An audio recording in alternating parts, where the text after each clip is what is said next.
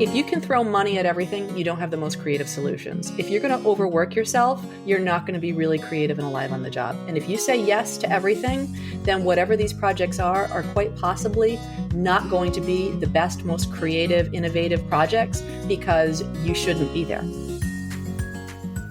That was Shannon Hayes on Psychologists Off the Clock.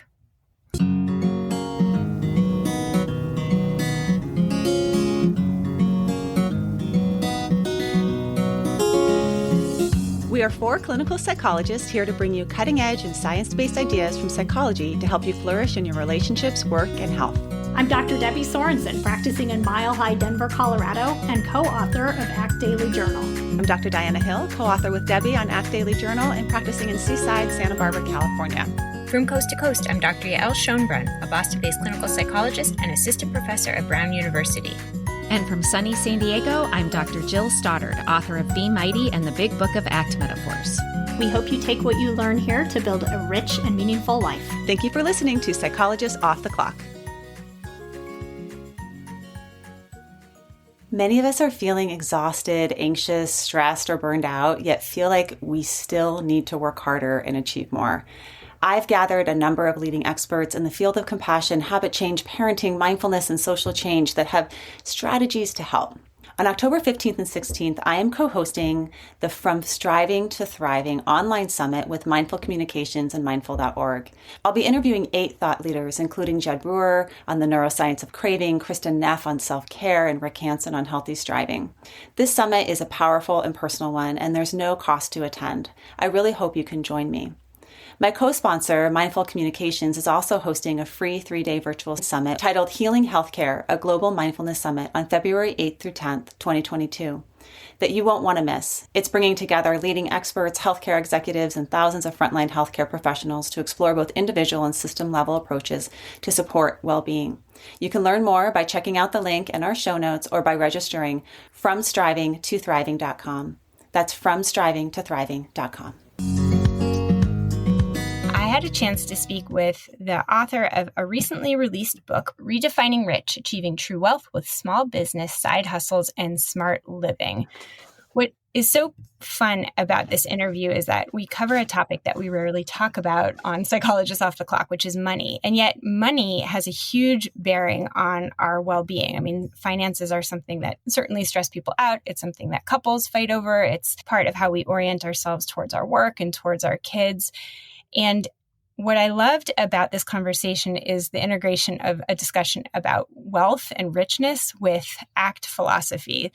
The author of this book is a homesteader who runs a farm and a cafe, and she's a philosopher. And so it was just this really great read and such a fun conversation. And Diana, as soon as I read it, I wanted you to read it immediately. I was like, you have to read this because I just think it's so up your alley. So I'm dying to know what you think. Oh, what a treat to listen to this interview, Yael. And it kind of was the collision of all these different worlds at once. At first, I want to be her friend. I'm like, oh, where do you live? Because I want to have you over for dinner. But when I'm thinking about sort of this idea of redefining rich and side hustles and interests, it made me think about this paper that recently I got in my inbox called A Psychologically Rich Life. And in it, the researchers Oishi and Westgate talk about sort of these dimensions of happiness. So the 3 dimensions of happiness that these researchers identify is first hedonic happiness, right? So hedonic happiness is having comfort and pleasure, having enough money, having a stable job. And what's interesting about that is that it actually does associate with finances. So when you talk about this link between happiness and money, it's a little more nuanced than like more money doesn't make you happier. It actually gives you a chance to pursue things like my rose oil that I like to put on my skin, the things that are really lovely in life. And it's good to have, but there's other dimensions of happiness that don't actually map on to finances. Meaning and purpose is the other one. And that second dimension of meaning and purpose, what's interesting about that is having a sense that you matter, like you contribute to the world. And that is something that I think for us as therapists, in certain circumstances, there can be a lot of meaning, but not necessarily pleasure. I mean, we've had that experience co-hosting this podcast, Yael. Meaningful, but not always pleasurable. Editing those episodes. But it's also interesting is that meaning doesn't necessarily map on to finances either. So having more money isn't going to buy you more meaning, which is, I think, a lot of what she was talking about in this episode. The third one around psychological richness was new to me to hear about that. And that maps onto things like having variety in your life, having interest, having perspective changes and curiosity. In some of their research, they looked at college students, and college students that traveled abroad had a lot more of this type of psychological richness, even though they didn't report feeling any happier after traveling abroad. They also looked at obituaries of folks. And what they found is that folks that have more psychological richness in their life actually sometimes have a little bit less ratings on the hedonic happiness scale. So that component, I think, is also part of when we go back to thinking about in our life, how are we doing in these three dimensions? Do we have enough psychological richness, things that interest us and keep us motivated and engaged, and then also a sense of meaning and purpose? In their paper, they say that at the end of the day, someone that has a pleasurable life will say, that was fun. And somebody that has a meaningful life would say, that was worthwhile. I made an impact. And then someone that had a psychologically rich life would say, what a journey. Yeah. What an interesting journey. I love that. It kind of relates to, I'm preparing for an upcoming episode, just as a teaser, with Sonia Lubomirsky, who is a really prominent happiness researcher. And she talks a lot about what are the predictors of happiness. And, of course, genetics plays an important role that we don't have much control over. We're just born with it. And then 10% is predicted by our life circumstances. So that would be things like money or how much we've traveled. And then 40% has to do with intentional activities, things like the attitude that we take or the way that we turn towards our thoughts and the narratives. And one of the things that just came up to me as you were talking about sort of these three dimensions of hedonic experiences, like pleasurable experiences, meaning and purpose, and then interest and variety, is that they kind of relate to each other within the intentional activities. Like we're less likely to habituate to the pleasures if we keep some variety in them, right? Hedonic adaptation is something that we talk about in this episode, and it's something that is certainly relevant for happiness practices. Is that like if you do the same gratitude every day, it's nice, but it's not going to have the same impact. So you got to vary it up in order to continue to have that pleasure. And things that are meaningful, you want to balance them with things that are also pleasurable and also interesting. So those three constructs are independent, but they really interrelate. And if you can sort of have that mindset, I love that you're bringing up this framework, because then people can sort of pick intentional activities within each to really optimize happiness and really optimize psychological richness, and maybe even optimize financial richness too, because as you're saying, that makes some of the fun things easier to access as well. And that's also a really important element that I appreciated about this conversation, is that we weren't just in the psychological, philosophical weeds. We also talked about the practical realities that, we do need to be able to fund a life and do things and reduce our stress by having access to material goods, including house and food and those kinds of things. And there's a point of diminishing return in that, right? Because, I always think about my advisor, Linda Craighead, that we'd work with clients that were eating. So like, when is the point when the chocolate cake no longer tastes good and it's just sort of blah, right? There's a point of diminishing return in terms of pursuing money. I see that all the time in my practice. I work with super high performing executives, but honestly, they come into my therapy practice and they have the same problems that everyone else does. Relationship problems. I'm not connecting with my wife. I feel like I'm blowing up at my kids. I'm burned out. I'm having a hard time taking care of my body, right? I don't have a sense of meaning. Like, why am I even here? That can show up across the span of financial resources. And so that's where I think looking at things like meaning, purpose, and also interest, curiosity. I love Judd Brewer, who's at Brown, and I interviewed him for this From Striving to Thriving Summit that I'm doing in October. And one of the things that he talks a lot about is interest curiosity versus deprivation curiosity. And when we're engaged in deprivation curiosity, we're pursuing something like trying to scratch an itch to make it go away. Right? Like, I want to get that information, or I want to get that job, or I want to get that thing to like make me feel better. But interest curiosity is a never ending journey of once you pursue something, it leads you to the next thing, and then you're interested more. So I think, for example, for us with this podcast, Yael, as soon as we interview one person, we're like, oh, I want to now talk to that and learn more about that. And it's very intrinsically motivating. It keeps you going. So I'm interested in that kind of happiness where you feel engaged in your life. You feel like it's meaningful. Sure, you're enjoying the pleasures of life, but that's not the whole picture. And I think this episode gives you another view in from a farmer, from an agricultural perspective. I'm all on board with that to see what that could look like. And part of that is, sitting on your porch with your dog, hanging out too. Yeah. So we really hope that you join us in redefining what rich means for you. Psychologist Off the Clock is happy to be partnered with Praxis Continuing Education. With Praxis, you can really transform your clients' lives by learning how to effectively promote lasting change with evidence-based training. And they're really the premier provider in continuing education for clinical professionals. Praxis has both on-demand courses as well as live online courses. They have beginner offerings like Act 1 from Matt Boone, or more advanced offerings like Act Immersion with Steve Hayes.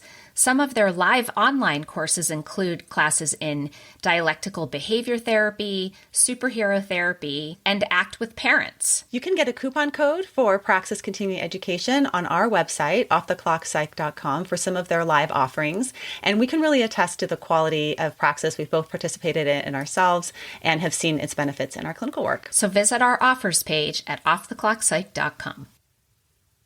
Hey everybody, it's Jill. If you are a clinician and have been wanting to learn more about ACT, I have an upcoming full-day CE workshop through PESI called Breakthrough ACT Techniques and Experiential Exercises, a clinical roadmap to help clients overcome psychological distress. You can either join me live on Friday, October 8th from 8 to 4 Pacific time, or you can watch on demand anytime. To register, just visit my website, jillstoddard.com, and click on Learn from Jill, Conferences and Workshops. I hope to see you there.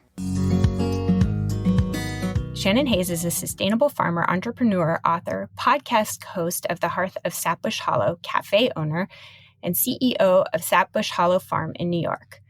She holds a PhD in sustainable agriculture and community development, and she's author of several books, including the just-released title that we're going to be talking about today, Redefining Rich, Achieving True Wealth with Small Business, Side Hustles, and Smart Living. Welcome, Shannon. Yael, I am so happy to be here. It's been a long time coming, you and I getting to meet each other. It really has. I was put in touch with you through an author who I adore, who's become a friend of mine, Alex Pang, and I got to know him through his book, Rest. And I just am curious how you came to know him and what impact his work has had on your work and on your philosophy of life that you write about in Redefining Rich. Well, in Norwich, Vermont, the Norwich bookstore, it's an independent bookstore, and this little shop has the best curated collection of books I've ever seen. It's like you go in and you think, I'm not going to find much in here. And I never walk out without like a stack this big. And always they have not what I'm looking for, but what I apparently need. It's one of those magical bookshops. Yes. And one time I was up there, I go up on a fairly regular basis to do continuing ed with King Arthur for the cafe. Oh, that's so cool. I have a friend who's into bread making and she swears by those courses. Yeah, they're very good. And so I was in there and I found his book on rest and read it. And I was giving a keynote for a group of farmers in Canada, the Ontario Organic Farmers of Canada. And I was reading his book going, he has no idea. The ag movement needs him. Yeah. Because we are, and that whole book, I mean, he was really where it started, where I started saying he's uncovering and having a conversation that really needs to happen in my field in a powerful way, because we are so proud of how hard we work and how stupid we are about it. So I fanned him, and that's how I got to know him. And I really think everybody should be reading his stuff. I couldn't agree more. And yeah, I think he makes such a compelling argument that really just transforms how you think about work versus rest. I had just come to the helm of the business when I discovered that. And it was critical because it was at the moment of, the transfer of power. And one of my hesitations was I couldn't do what my parents did. Like, it was Herculean what they did. Yeah. And I recognized in the transfer of power that it was in reading that book at the same time, this is not sustainable. And we talk about sustainability, and in the sustainable farming movement, we worship who's the strongest and who can be the jack of all trades and do everything and who can be the most independent and not need anyone. I was taught my sense of purpose, my value, my contribution and worth to the family, to the business, to everything was how much I prostrated myself to that culture. And so I got his book. Like I said, I was looking for like a Tana French novel or something. And I got his book and recognized all that culture has to change because it's a national crisis. But what Alex helped me to not be afraid to talk about was it's the labor. It's the backbreaking work. It breaks marriages. It breaks everything. And so I kind of had to do this double take on understanding the finances and understanding labor and life and love and rest. And how do you fold those together? And then, out comes a book. Okay. So you just talked in some depth about the importance of rest in the world of agriculture. And I think that is an important topic to be thinking about more generally in thinking about like, what does it mean to be rich? And I think sustainability is sort of this very popular term in agriculture, but as a psychologist, I think about sustainability too, right? Sustainability of well-being, that, if we push ourselves too hard in any particular role, for example, in parenting, that might be value consistent to really show up as a parent, but is it sustainable over time? And so I think that rest has this really important role in lots of different domains, including in wealth. And I want to sort of back up a little bit because we've talked a little bit about rest, but we haven't sort of defined like what is wealth. And so I wonder if we can just begin with that question of what is wealth in more traditional terms, and then what are more flexible ways that we can think about it to create a more sustainable world personally and sustainable world globally. Yeah. Okay. Well, the first thing is I'm going to at some point tell you that wealth is that panting dog that's at my feet who's interrupting the flow here. He plays a very critical part. But let's talk first about conventional wealth. I think you and I were raised to understand wealth as money in the bank, first and foremost, but also the prestige. What's the title? And, what is your influence? How prestigious are you in your community with what you've done? And what are your achievements? And how much green notes do you have to throw around at problems? And it's interesting that, you're talking to me, a farmer, and I know you deal a lot with families and overall our cultural shift that needs to happen. And here I am coming from agriculture. But most people are no more than a few generations away from a life on the land. And I would argue that people like us, we farmers, we are the roots of the culture of this nation. And so a lot of our practices and bad habits go down the generations. So a work-life balance that's not in balance can be traced back to how we're living and how we're producing. We are the foundations of a culture. We are the source of the food. So I think it's a very relevant place to be asking, what is wealth? Farmers are notoriously in this country, unless you're in corporate agriculture, independent farmers are notoriously poorly paid people. We also have the highest rate of job satisfaction if we can hack it. So I'm in a place to look at wealth and look at it firsthand. I look at it from my perspective, running a business that's very tied to land and community, but it's also very tied to our predominant culture because these are my customers. It put me on this trajectory of starting to understand, where do we change systems and how do we understand wealth? So I started to learn that pure money in the bank, it doesn't necessarily help build my farming community. It doesn't protect the land. It doesn't protect the soil and the water necessarily. It's no guarantee of that. but the people who care, the people who want to connect, who want to have value in terms of nutrition and in terms of stewarding the water and the soil, that's where the wealth somehow was. And I wasn't identifying it. And I started to develop in my ideas as I learned about Alex's work in rest, that wealth was a quality of life, wealth was connection, and wealth was tied to these things that we were stewarding: soil, water, sunlight, air. These are the things that were actually the foundation. And I'll tell you, most of the people with the big expensive rings and the fancy clothes, they didn't seem any happier than the ones who were laughing and saying, yeah, let's spring for some sausage from these people. It looks really delicious. They were having a lot more fun.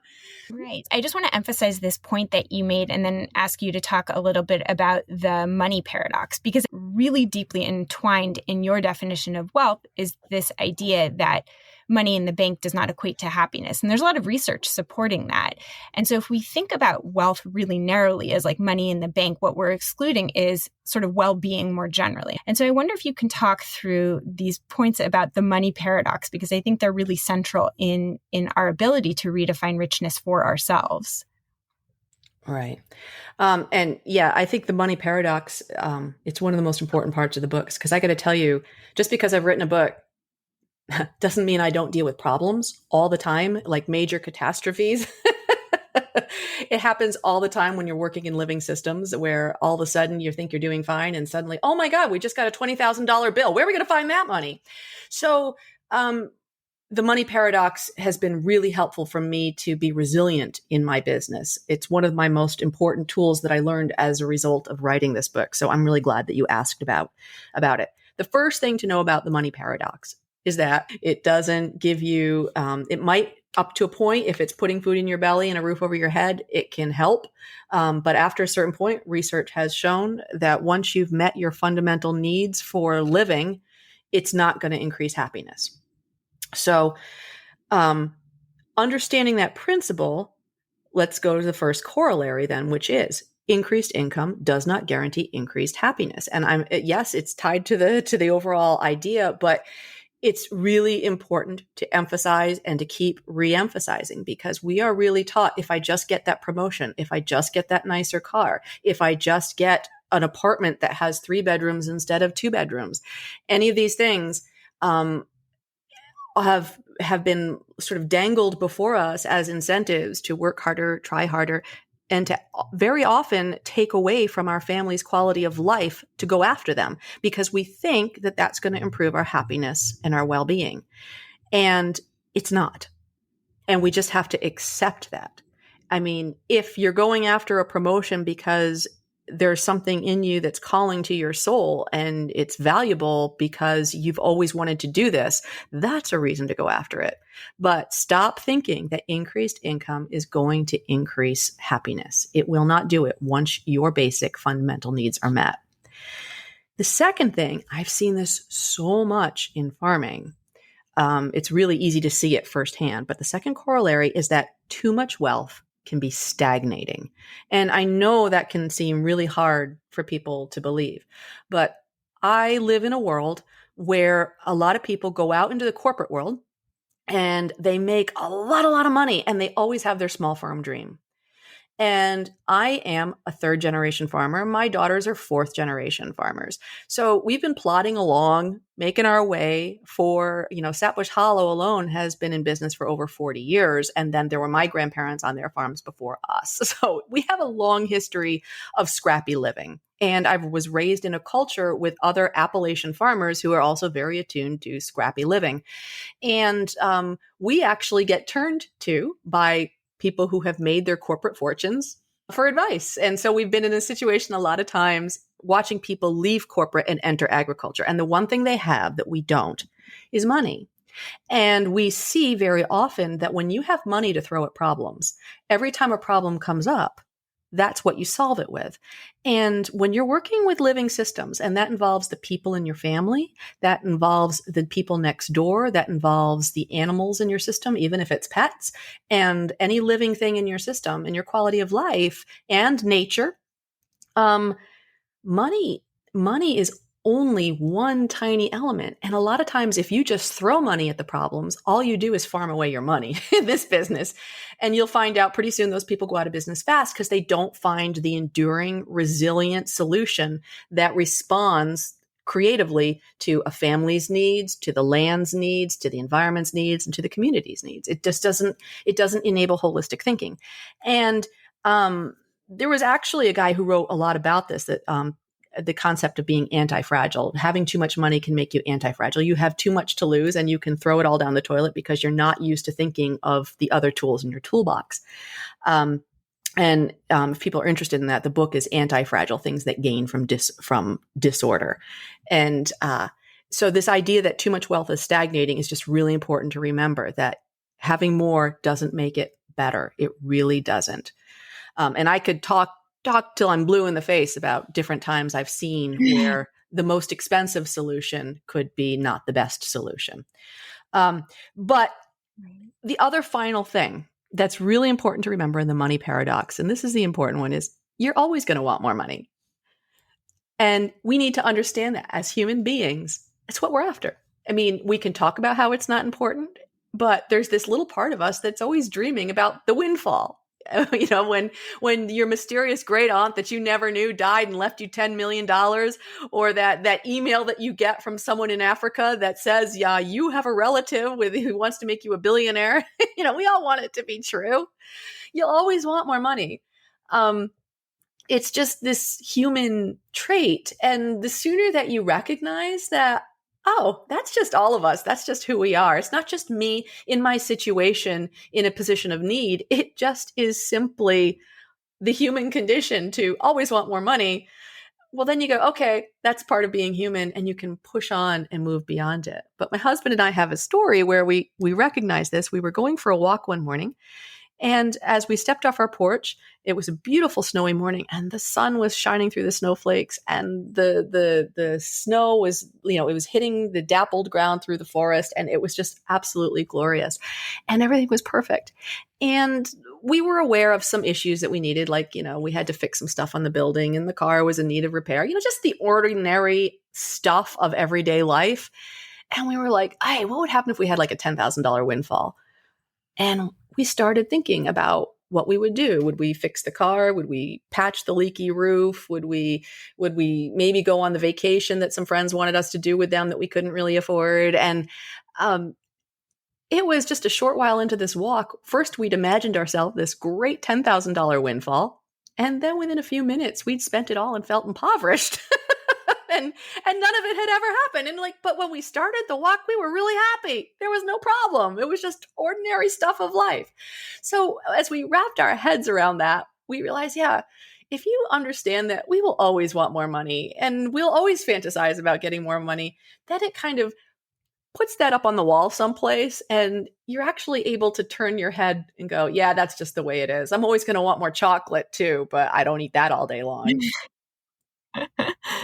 Yeah, I mean, that's this concept of that psychologists call hedonic adaptation that's really well founded. There's this really classic study of from, I think, the 1970s of lottery winners and people who had been in a recent traumatic accident and had been rendered paraplegic or quadriplegic, and looking at how subjective well-being changed over time. And what they found was that lottery winners came back to the middle, that even though they had more access to more material goods, that their subjective well-being didn't stay higher.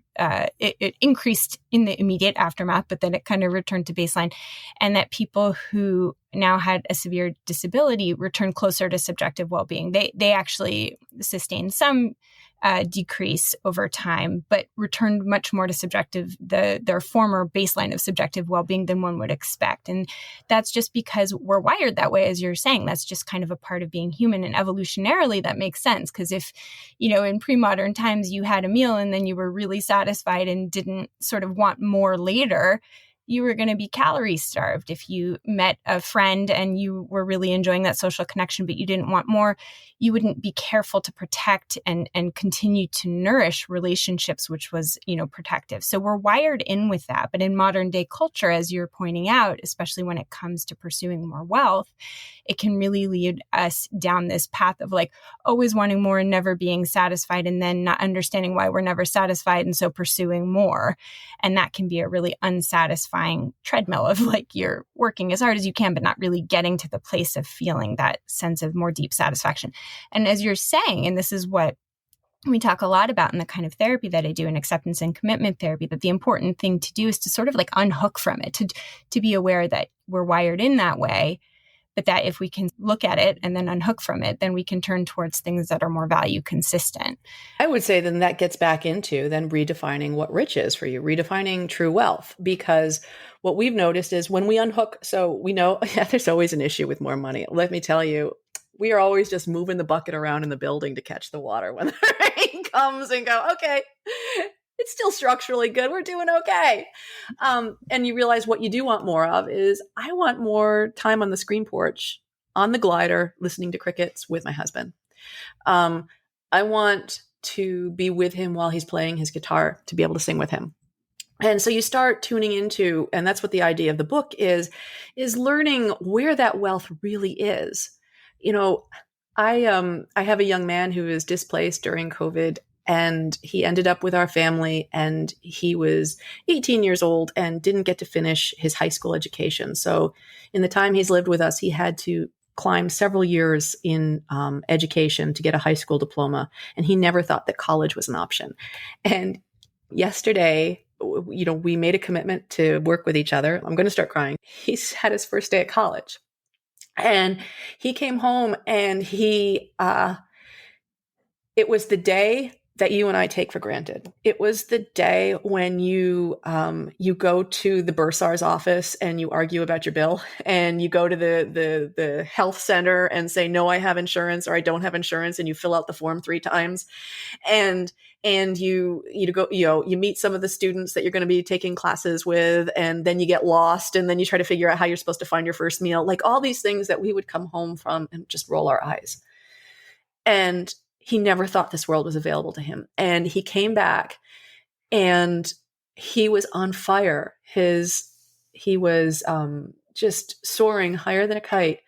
And he told me every detail of his day, everything that I just told you, even from where to find a place to park and getting a parking sticker, and the conversation he had helping someone else get their parking sticker. These things that you and I take for complete, mundane, unimportant things. And to him, it was like the world. And if you want to talk to me about what wealth is, I got to sit down when he came home yesterday and say, tell me about your day, and see it through his eyes. I don't care. I would not trade that in for any kind of windfall. You realize that, the troubles, the struggles that we went through to get there, and to have this moment where these mundane things that I would consider annoyances in a hairy day were special, magical, first-time experiences for him. That's wealth. And why am I doing what I'm doing? That's why I'm doing what I'm doing. I'm keeping my home available for family, for friends, for community. I am, my business. It's all about that. And what's my hedonic adaptation? Well, I'm going after more of that. I want more connection. I want to see more ways that the world unfolds for other people, and to experience their joys. And I want the love. I'm going after more. I'm still going after more, but it's not in the same way. When you realize, I always want more money. Yeah, okay. Well, that's kind of boring compared to, did you hear about his day? Did you hear what it's like to find a parking spot on a college campus? It's so amazing when you think about how the narratives that we have about our day-to-day activities, depending on how we relate to them, it can be, magical or mundane. And I think that's such a great example of infusing wealth into what many of us would consider mundane, and that, having that relationship really opened your eyes to the richness that is available in some of those activities that we might take for granted. It brings me to one chapter that you write about in your book, although this idea is infused throughout, which is the quality of life statement and sort of having clarity for yourself about what kind of richness you want to build into your life. And that when you do that, when you have that clarity, what we call that in acceptance and commitment therapy, clarity in your values. But when you have that clarity about like what your purpose is and what you want to contribute or what you want to participate in, that can really help you to connect to those moments of richness. The other thing that I also want to point out, because it's so easy to sort of get really philosophical, but there are mundane realities of like, we need to be able to feed our children and keep a house over our heads. And what I'll say too about what I love about your book is that you have this really nice balance of being really strategic about making sure that you can fund a life, but also really clear in what a meaningful life is. And that to me is, I think, a really rare balance where you sort of integrate both that sort of on the ground practical reality with some of the more psychological connected pieces that can really make for a deep and rich life. Well, I appreciate that you noticed that. All over my desk are like calculators and, inventory sheets and numbers crunching. Very early on, I was always a very, I would call it right-brained person. I remember one time someone gave me a test and I scored off the charts. I was just so out there with my crazy ideas. And as I was a young woman finishing up college, I started to recognize, being as creative as I was, if I wanted control over my life, I needed business sense. And it was part of my brain that had never, when you're a creative writer and an artsy creative type, for some reason our society says, well, then you stay over in that area.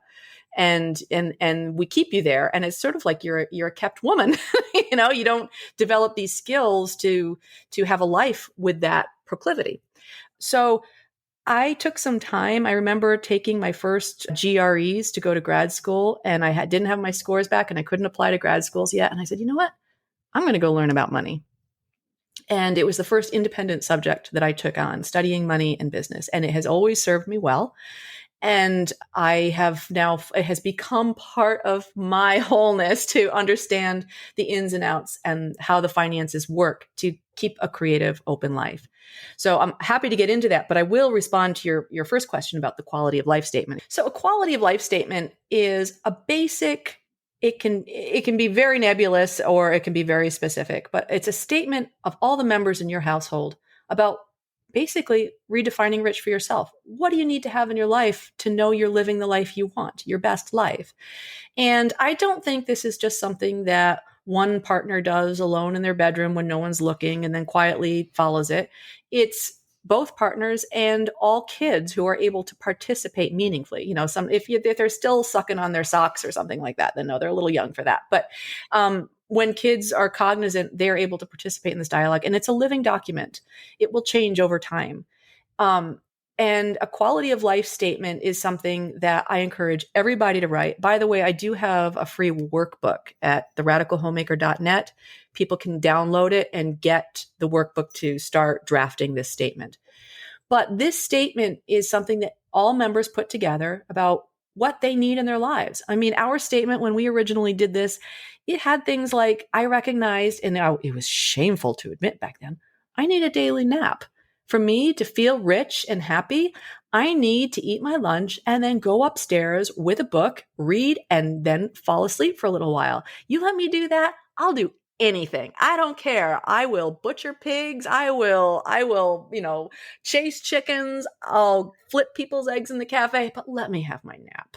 I love that you share that you have a daily nap. And I think that we should bring it out in the open. And there's, going back to Alex's work, he has a whole chapter on napping and the creative benefits. And certainly there's sustainability benefits. And certainly there's emotional management benefits. Well, and when you talk about productivity, and I do talk a little bit about that too, but I have learned that the nap increases my productivity tenfold. And so I can fit 2 work days in very few hours and very few active labor hours just by being well rested and working at the right times. But anyhow, our quality of life statement had things like that, or my husband, wanting time for music, or with our children when they were small, we wanted to be able to be home with them. We didn't want to be running everywhere. And we wanted our house to be one where people could be creative. And for me, it was about food. I did not want to be eating in restaurants. I wanted home cooked food, and I wanted the time to prepare those meals. So these are all things that went into our quality of life statement. And you might think, well, what does that have to do with wealth? Well, that's a statement. That's a commitment that the family, the household members are making. And then every decision that you make goes back to that. And it's surprising when everyone internalizes what we're after, how much clarity you get in the decisions of life. You could be offered a promotion and it's going to cause, weekend and evening travel. And you might look back at that quality of life and say, hey, we had travel as part of our goal, and it's a good job. But you might also look at it and say, no, I wanted to be home cooking dinner, and I wanted to be putting my kids to bed at 7:00 at night, and I wanted to be able to have a glass of wine with my partner. In which case, no, that's not the right job. It's not something that you do for a short time. Right. What are you building? What are you working toward? For me, I have always been a writer, and I knew I needed to write. And so I had opportunities to go into academia. And for me, I realized I think that's going to impede on this quality of life and these books that are in me that I want to bring into the world. I need to accept that I don't get titles and I don't get paychecks because I'm on this other creative work, and this is where my quality of life says I'm going to find it. So that quality of life guides your family's economic decisions. It guides your family's time decisions, and everything just has to go back and be measured up against that. And it's a surprising document that very few families do for themselves, but that can really bring about great change. If you're looking for a great way to support us here at Psychologists Off the Clock and make your life easier and healthier, you should go to my new favorite online store, Thrive Market. Thrive Market carries all your grocery and household essentials with the convenience of getting everything online and then quickly shipped right to your door. And right now, you can get 30% off your first order plus a free $60 gift if you go to thrivemarket.com/POTC. I love that I can use specific filters to curate my shopping experience so I can find organic meats and low sugar snacks for my kids. Plus, when you join, they give to a family in need. How cool is that? So join in on the savings with Thrive Market today and get 30% off your first order plus a free $60 gift. Go to thrivemarket.com/POTC for 30% off plus a free $60 gift. That's THRIVE market.com/POTC. thrivemarket.com/POTC. I know I talk about my kids a lot, but I also have two adorable dogs, Tilly and Hazel. We love to spoil them, which is why we love Whole Life Pet. Whole Life Pet makes single ingredient treats, meal mixers, supplements, and hydrating snacks for both dogs and cats. And if you try out Whole Life Pet, you're surprising your pets with fun new flavors while also supporting Psychologists Off the Clock. Visit wholelifepet.com and use promo code POTC to get 25% off your first order with free shipping over $50. When I open the Tuscan Blend Bistro Bowl meal mixer to add to Tilly and Hazel's food, they start wildly sniffing and can't wait to dig in. The best part is Whole Life Pet uses a freeze-dried process that locks in nutrients and freshness, and they never add chemicals, additives, preservatives, or anything artificial. Visit wholelifepet.com and use promo code POTC to get 25% off your first order with free shipping over $50. If you're unsure about what to try, you can fill out their short questionnaire by clicking the red Start Today button on the home page. It will ask you a few questions and make custom product recommendations for your pets. Visit wholelifepet.com and use promo code POTC to get 25% off today. Yeah, it's such a great compass. And the reason that it fits in so well with acceptance and commitment therapy is exactly all the reasons that you just described, because it kind of keeps you on the path that is true to what's important to you. And that doesn't mean that you can't edit and modify what is important to you over time. You certainly can. But if you have this document, this living document as you're describing it, you can always go back to it when you sort of get pulled away by, the keeping up with the Joneses or somebody telling you, had you thought about this? And you can go back and say, well, is this consistent? Do I want to edit it? How important is this to include or is this just what's important to somebody else and it's not that important to me?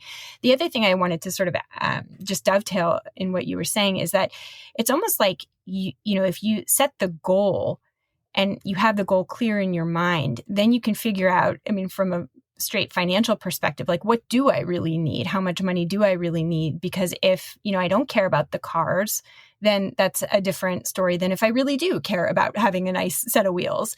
And that can help determine, really the kind of job that you need to have or the kind of hours that you need to be working. And the other thing too is, some people don't find a lot of meaningful richness in the work that they do. But if in your quality of life statement, work is just something that you do between the hours of 9 and 5 and you accept that, and then you really extract a lot of richness from the time after work and on the weekends, then that can be a decision that you make with eyes open as well. The other thing that I find as a female, I'm on a journey this year I'm on a low guilt diet. And I'm trying to learn at this phase of my life, like, wow, how do this phenomenon of guilt in my culture, it's really functioned a lot on me feeling guilty and doing things that maybe I don't want to do and the quality of life statement really taps into that guilt issue, because particularly I think as a wife and a mother and a professional woman, guilt, I'm always supposed to feel guilty about something. And, I have a best friend who's a microbiologist down in Argentina, and she says, it's the patriarchy, Shannon. That is it. We just have to feel it. And it sticks in my head. But the quality of life has done a lot in helping me learn to grow through this expectation of guilt, because I'm about done with it in my life. It's not serving me any longer. But so, yesterday, I showed up at the farm. There was a lot going on, and I sent my husband and my daughter off to pick up some meat from the butcher, which I was going to go do with my husband and schlep around. But my parents were sitting there on their back porch, and rather than go with them and go to the butcher and be the diligent runaround woman making the appearance of being busy and working hard, I sat down on the porch with my parents. I said, you know what? You two can handle this. You don't need me. I'm going to sit on the porch with my parents for 3 hours and drink coffee. And there was a time in my life when I would have stood up from that and said, oh my God, I can't believe I wasted my day like that. I shouldn't have done that. I would be apologizing to everyone. There would always be some level of self-loathing and guilt for making these decisions. But in our quality of life statement, we articulated, we want time for family and friends. And so there wasn't even a thought of guilt. There was no issue between my husband and me saying, yeah, you go work right now. I'm going to do this. Because both were important and both had equal value in our lives. And that quality of life just helps to navigate that. You use the word compass. That's exactly what it is. It's a compass for making those decisions that are going to keep you whole and happy and guilt-free. Yeah, and it's sustainable, because I think, just getting back to this idea of rest, which I could talk about forever, when you take that time away and refuel doing things that revitalize you, that helps you to come back to some of the work that, can fund the life that you're living. Yeah, we had 3 new business ideas just as a result of sitting together and having coffee and laughing and telling stories. It's always that way.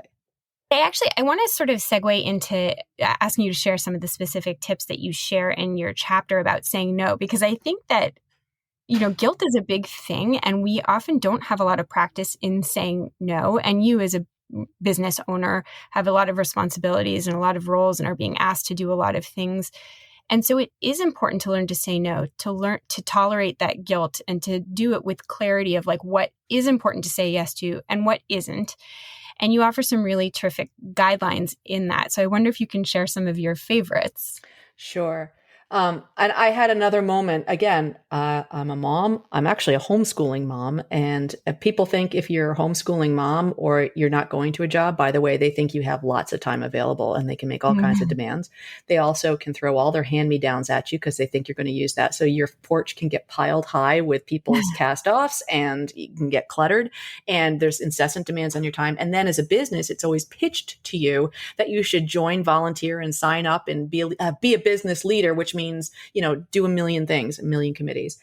And so I started to figure out, probably, I don't know, in year 7 to 10, somewhere in there of my parenting career, if I don't learn to say no, I'm in trouble. So one year for Christmas for myself, I decided that the gift I was giving myself was learning how to say no. And I went on a quest to learn, how do people do this? And one of the things I learned was that the most successful people say no more than they say yes. I would say it's at least 10 to 99 no's to 1 yes. It's a high ratio.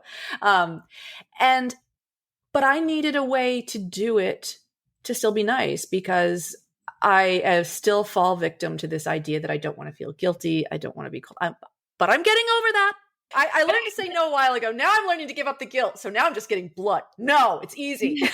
But I will just point out that it is clear to me that one of your core values is like being kind and caring towards people, especially people in your community. And so I think there's this sense of when I say no to somebody that I care about, that it isn't kind.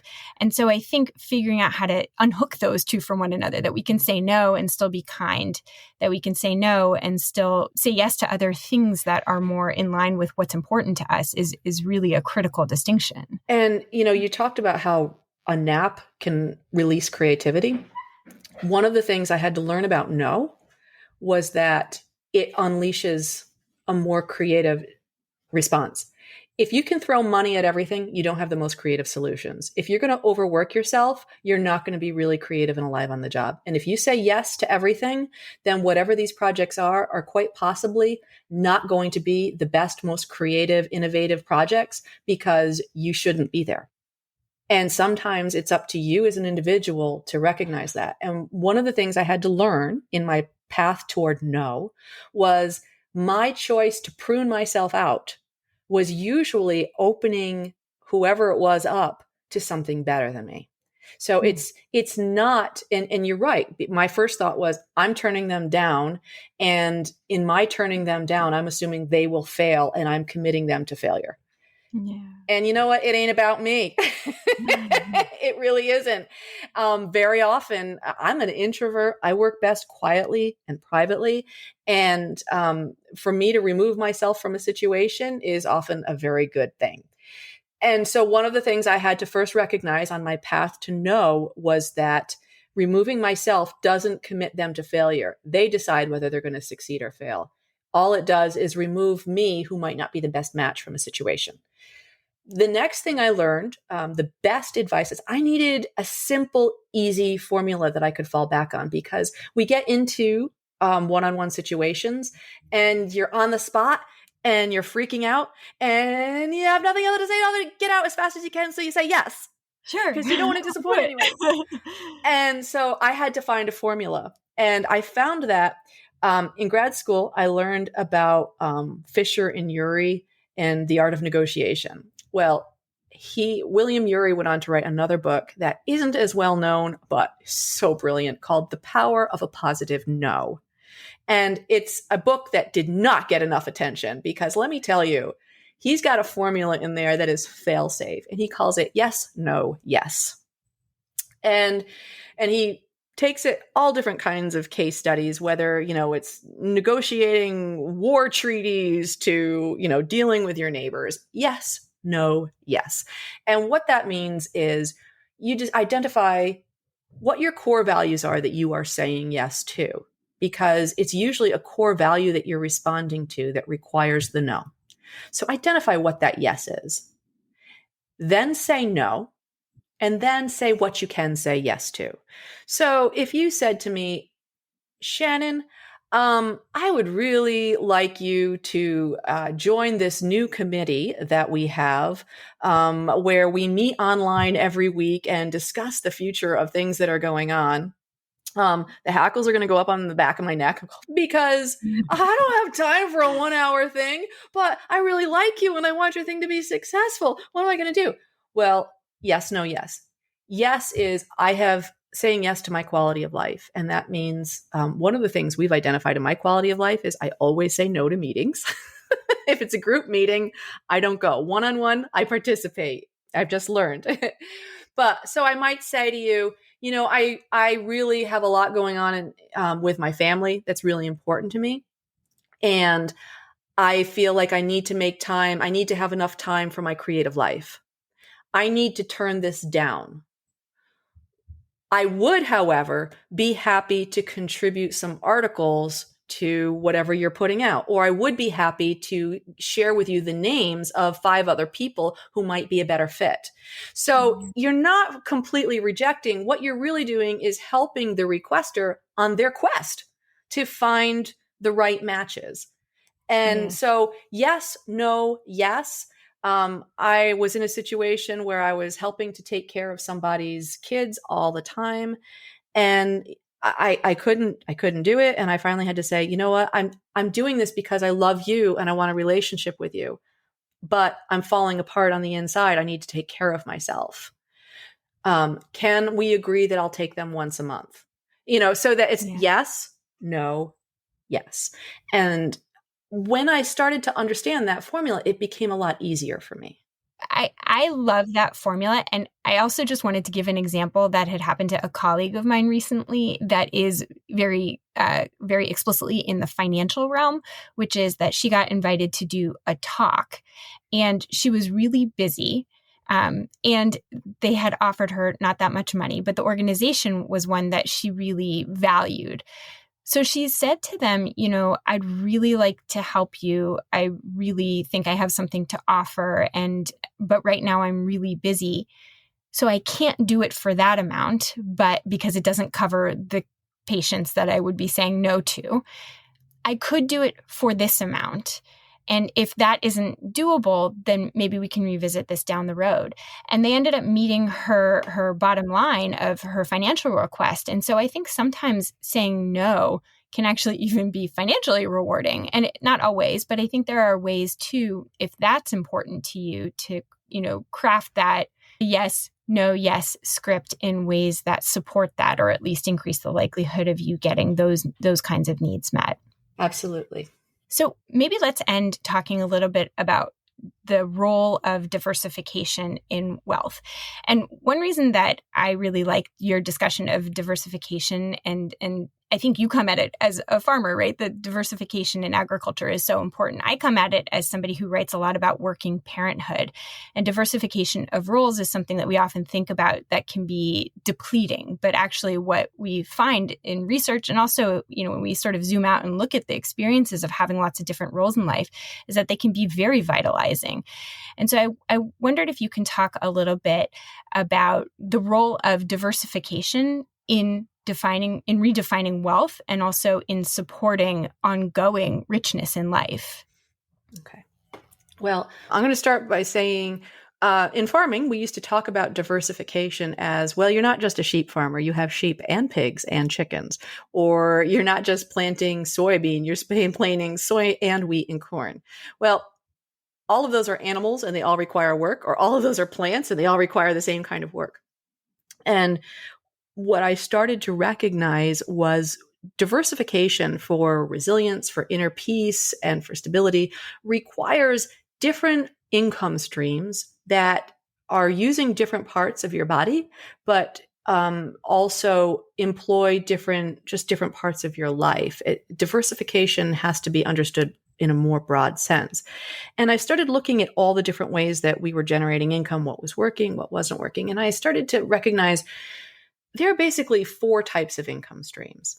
And the IRS would not agree with this the way I'm going to explain it. But this is the redefining rich way. There are 4 different types of income streams that are all valid in having a truly wealthy life. And the first one is meaningful work. And meaningful work means it's work that makes your soul sing and you want to be there and it lines up with your quality of life statement. And that's only one of four. And I'm going to recommend that you choose any three of what I'm going to talk about, by the way. So the first one is meaningful work. And the reason why that might not be valid is I explained in the book that it's actually employment income is the most expensive form of income to have. And if you want to understand the nuts and bolts of that, it's all in the book. I won't get into that, but it is expensive because of the taxes. The second form of income is business income, self-employment income. And that actually can work in tandem with meaningful work because it makes your meaningful work tax liabilities much less severe. So that's business income where you're doing things for yourself and you're making things work. And those are two conventional forms of income: work, employment and self-employment.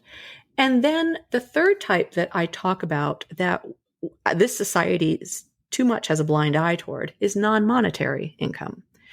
And if you read my book, you'll find out, oh my goodness, that is the single greatest source of income in my family, which is often common in a small farm. But non-monetary income could be caregiving. It could be, I happen to have a child who had some severe learning disabilities, and I trained myself to be her person every single day. It can be trades and barters. I bartered for all my internet. It can be growing your own food, cooking at home, all these things that a lot of times that a housewife might have done that actually have very powerful economic value. I had written another book called Radical Homemakers where I looked at this more in depth, and I saw a lot of men doing this as well, by the way. It's not just females who pick up the non-monetary income. It could be repairing your own car, repairing your own computers, anything that you can do for yourself with your family that reduces the outflow of cash. And that's all tax-free. So that's very affordable income. And then the final one is passive income. And the IRS has a very specific definition of this, but mine is more broad because coming from farming, passive income is anything where you don't have to shovel so many pounds of manure and you don't have to scrub toilets from your cafe floor and all these different things where it's less physically grueling. And I think we've kind of gotten this idea in our heads, those of us who are in the dwindling middle class, that somehow passive income is for the privileged and the pampered. But passive income is so important in figuring out where you can identify some, because we rely on our bodies, particularly in my line of work. If you're a chef and you're running a farm, I rely on my arms and my feet and my hands for a lot.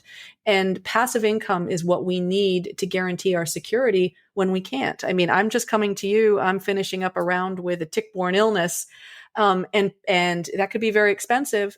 But we've learned passive income covers us. If I need to take a few days off and we still have enterprises going where we're not working all the time, that's really helpful. And passive income could be rental income. It could be vacation rentals like an Airbnb, a spare bedroom that you rent out.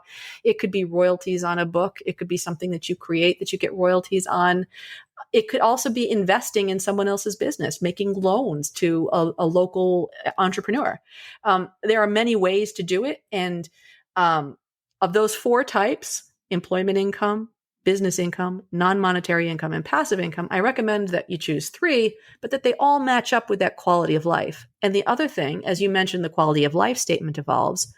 These forms of income are going to evolve too.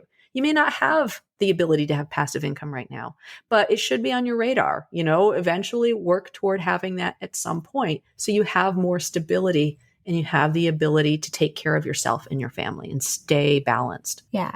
I love that because it's not putting all of your financial eggs in one basket. And when you do that, you protect yourself and you also can create other forms of richness beyond just the dollar value. I think so too. And I think that means maybe surrendering some of the conventional identities that society wants us to embody.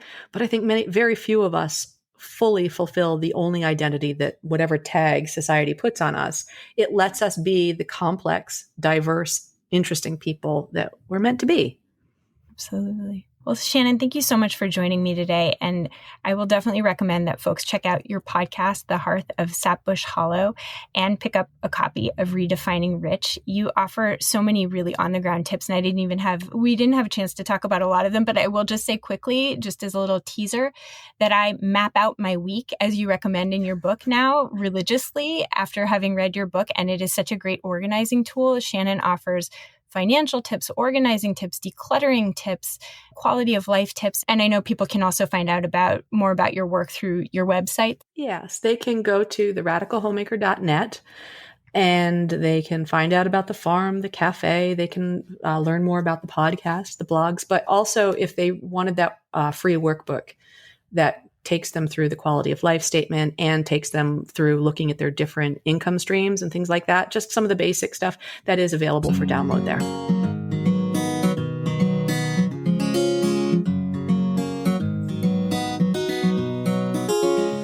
Thank you for listening to Psychologists Off the Clock. If you enjoy our podcast, you can help us out by leaving a review or contributing on Patreon. You can find us wherever you get your podcasts, and you can connect with us on Facebook, Twitter, and Instagram. We'd like to thank our strategic consultant, Michael Harold, our dissemination coordinator, Katie Rothfelder, and our editorial coordinator, Melissa Miller. This podcast is for informational and entertainment purposes only and is not meant to be a substitute for mental health treatment. If you're having a mental health emergency, dial 911. If you're looking for mental health treatment, please visit the resources page of our webpage, offtheclockpsych.com.